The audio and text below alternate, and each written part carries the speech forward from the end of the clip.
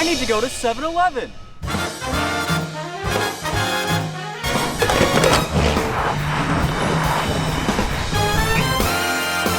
I mentioned in the last video that I live in Christopher Newport University's East Campus.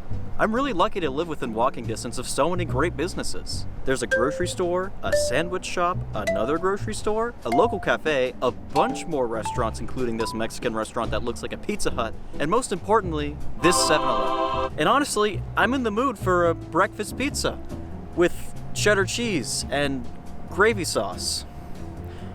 Or maybe something else. The point is, I want to go to 7-Eleven. Convenience stores, even though they can serve some garbage food, have a very important role when they're well integrated into a community.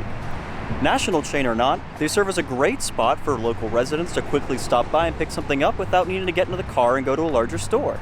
It gets more people out of their cars and more people walking. It's a win-win.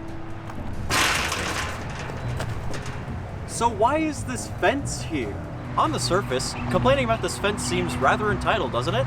After all, I could just walk on the sidewalk and through the gas pumps, or I could walk in the dirt and cut through the bushes like everyone else does. This fence isn't really a physical barrier for me getting my breakfast pizza, as much as it's a representation of what happens when you don't put people first when we're developing our places. Let's talk about what this fence really means. Small inconveniences like these remind us how we have to design places for everyone to feel comfortable if we want everyone to be there. This fence isn't here to make us want to go to 7-Eleven, or make us feel like we should be walking to get there either.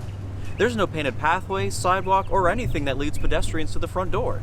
Wouldn't it just be natural if this fence wasn't here at all? It'd be that much easier for pedestrians to get over there, and it'd feel like they're meant to be over there too.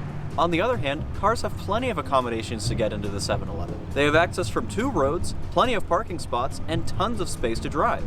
But for people on foot, you get a worn-through bush and a driveway.